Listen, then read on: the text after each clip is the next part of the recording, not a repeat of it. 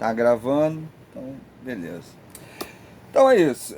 Semana passada, né, eu mandei um material para vocês, né, sobre o Mateus, não foi isso? Aí Foi. tinha também lá sobre Marcos, eu acho, se eu não me engano. Não, eram dois vídeos sobre Mateus, né? O que eu vou fazer hoje? Hoje eu vou falar um pouco sobre Mateus e introduzir Marcos, né? Sobre essa questão de data, conteúdo, objetivo.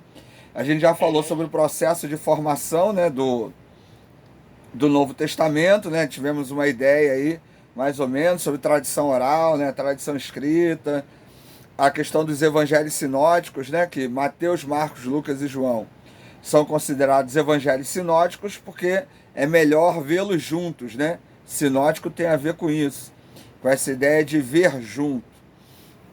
E João não entra nisso porque ele é muito diferente desses outros três. Então, se a gente lê os três evangelhos, os três primeiros evangelhos, digamos que nós teríamos uma visão mais ampla, né? Do ministério de Jesus, quem era ele, da mensagem, assim por diante. Fala. Os sinóticos são Lucas, Mateus e Marcos. Isso, João, é. Quando se fala de João não é. evangelho, João não entra. Quando a gente fala de Tá. evangelho sinótico, a gente fala só desses três evangelhos aí, entendeu?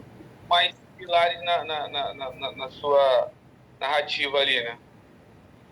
O quê? Como assim? Não, isso aí independente da perspectiva fundamentalista, crítica e tal, isso aí é de comum acordo, entendeu? O Ou que. não, o que eu quero dizer é o seguinte: esses três evangelhos eles têm características similares nas narrativas. Ah, sim, exatamente, é isso aí. Eles vão ser. São sinóticos porque eles são muito parecidos, né? Então, o Por isso eu Evangelho de falo. Marcos seria o mais antigo. Mateus Sim, e Lucas, eles beberiam em Marcos. E Mateus e Lucas também têm elementos semelhantes. Então, por isso que vai beleza. ser chamado de sinóticos, que até o que eu falei numa outra aula, né? Por exemplo, as bem-aventuranças. Em Mateus e Lucas, elas são diferentes. Mas se você ler as duas juntas, você vai ver que ela dá uma visão maior sobre a ideia de Jesus, sobre o que Jesus pensava, né? Da felicidade, de como alcançar, né, o bem maior, de como alcançar aí o reino, né? Então em Lucas, por exemplo, fala que feliz é o pobre e Mateus o pobre de espírito. Então Mateus dá uma condição, digamos assim, emocional, né? A ideia de desapego, não ser ligado a status, poder, dinheiro. E Lucas não, Lucas já está falando que é o pobre, que é o cara que não tem dinheiro, é a pessoa sem posse, né, sem direito, que essa pessoa tem direito ao reino dos céus, inclusive pode ser feliz, né? Então, quer dizer, as duas narrativas, elas representam bem o discurso de Jesus, né? Não é só uma, né, que seria clara aí. Então, por isso que eles são entendidos como evangelhos Beleza. sinóticos, entendeu? Nessa ideia aí. O que é isso? Remédio? Tô Ah, vivo, irmão. ah, vai aproveitando, né? Eu tô sozinho em casa. A mulher Eita, tá na igreja. Minha mulher e, é crente. a mulher é crente, sexta-feira vai pra igreja.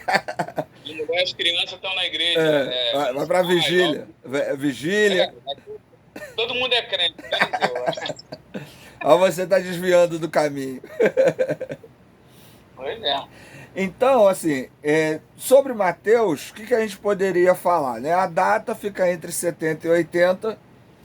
Tem gente que vai colocar antes, tem gente que vai dizer, inclusive, que o autor do Evangelho de Mateus seria o próprio Mateus, né, o próprio discípulo de Jesus. Há outros que vão dizer que não, que um grupo de seguidores desse evangelista, que escreveu com base nas experiências dele. Tem até a curiosidade, né, porque Mateus ele é denominado de Levi no Evangelho de Marcos. Esse termo em grego é leuí, que seria levita. Então a tradição vai dizer que Mateus ele era um levita. Muitos levitas, por não terem condições de trabalhar no templo, por falta de oportunidade de emprego, trabalhavam como cobradores de impostos. Então Mateus, o outro nome não seria Levi, seria levita, né? Então ali seria uma caracterização de Mateus e não outro nome de Mateus. Há gente que diz que é um outro nome, né? Seria um nome grego, né? Digamos assim, de Mateus, mas não é isso.